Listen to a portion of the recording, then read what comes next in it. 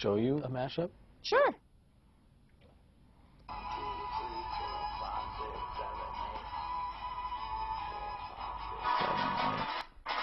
So I'll just grab any one of those, paste that into a new window. Elvis Costello radio. So if I just highlight the first kind of percussion hit, so if I put 0.25 seconds of it there, and then paste 0.125 seconds of it, which is half of that, and paste a 0.25 seconds again. So this is 1 second now, and this should be on a rhythm. Put in 0.125 seconds of silence, put it twice, so it's 0.25 seconds of silence, and paste the 0.25 seconds again. Oh my God. Paste the 0.125 seconds. This is a lot of copyright infringement. So Well, no, I'm just amazed at what he's doing. So I'm just taking his notes and rearranging them. I'll put in the minimal version.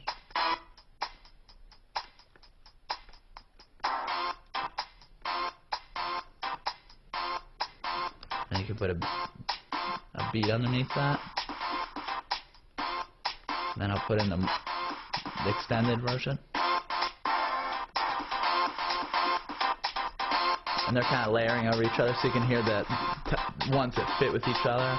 And I could slow either one of these down, so if I wanted to go, or speed them up, so if I wanted to go this, twice the speed and increase the pitch.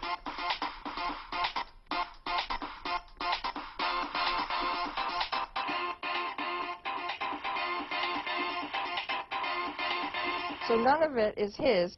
He's just rearranging other stuff.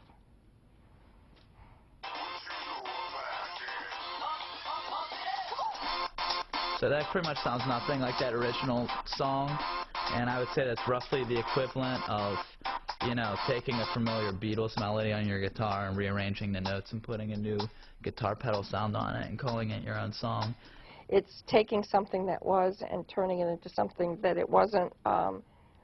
There's a gazillion copyright questions that would be a great exam question for a copyright law class.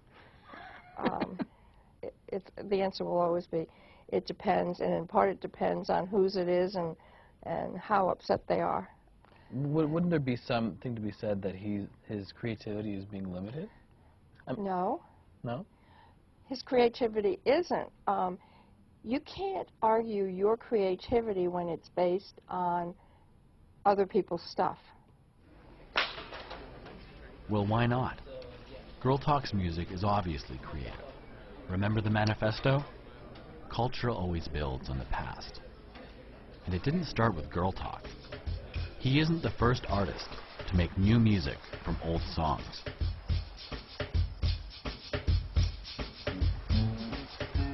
I get later in the evening time, I feel that I made that blue up in 38. Tell me a little of the story of it, if you don't mind. Well, I just felt blue. The song veiled into my mind and come to me just like this song. I started singing the song. Do you know, is that tune the tune for any other blues that you know? Well, this song come from the cotton field, and the boy just put the record out around this song. Did you know the tune before you heard it on the record, though? I knew the tune. When did you learn? I learned from somehow.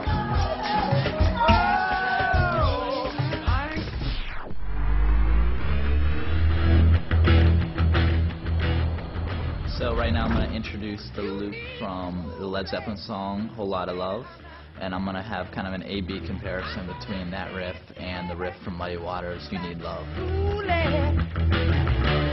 way down inside. Baby, way down inside.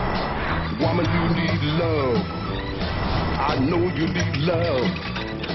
You just gotta have some love. This may be my last time. This may be my last time, children. Maybe the last time, I don't know. Oh, no. Oh, no.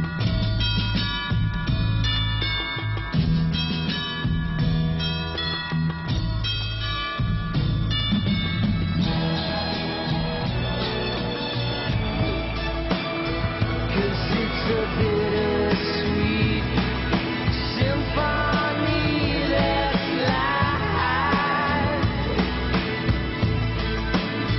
Trying to make ends meet. You're a slave to money, then you die.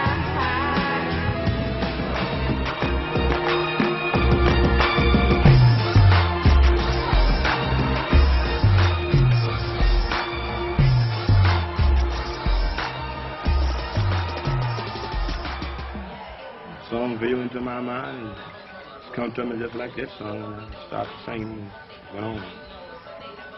I knew the tune, so I heard it on the record. Who'd you like?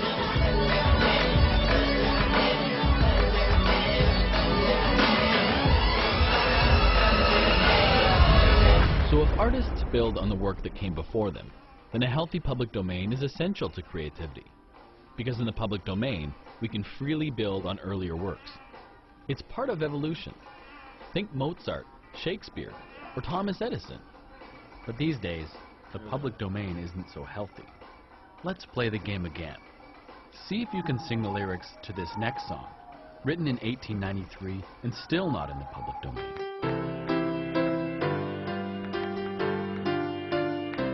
If you so much as hummed that, then you're a copyright criminal. Because to sing it in a theater, restaurant, or any other public space, the law requires you to pay royalties. But you wouldn't be paying this money to the two sisters who wrote the song, because they died a long time ago. You'd be paying Warner Chappell, the world's largest music publisher.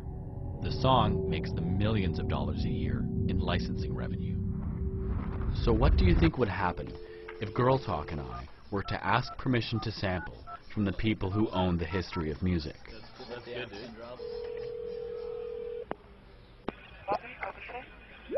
Yeah, hi. I'm wondering if you can pass me on to the copyright manager. No, they only take emails. They don't take calls. Is there anybody that just can kind of explain it to me?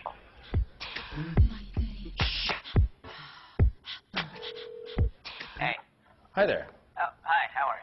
I'm good, thanks. Yeah, I'm making a documentary film, and one of the characters, he uses a lot of different samples in his music. Okay. Do we have to clear that for a film as well? Has he released his CD or recording of this music? Should I hang up? Well, it's very possible that he has not cleared the samples through us. He's legally not allowed to use any of these songs unless he clears the samples through us first. So let's do the math. This Girl Talk song crams 21 songs into 3 minutes. Each title is owned by an average of 4 corporations who want at least $2,500 per sample. That makes $210,000 just for the publishers. The recordings are owned by labels, another $52,000. So far, that's $262,500. To clear his album, you'd be looking at well over $4 million. And the best part is that if any of these 85 corporations don't like mashups, they can just pull the plug. And if you keep on making the music, well, that's when the lawsuits start happening. So how did it come to this? Well, believe it or not, copyright was originally designed to encourage people to create, not stop them. Once upon a time, all ideas were in the public domain. Every invention and every piece of art could be built upon by the generation that followed. And one inventor built on the public domain to create the printing press, the machine that created the modern world, and with it, a beautiful dilemma. Now ideas could be spread around the globe. But how could an individual now profit from his or her creative efforts? The solution was the first copyright law. The Statute of Anne gave authors exclusive rights to their work, but the law was meant to be a balance between the rights of authors and those of the public. So after 14 years, the work fell into the public domain and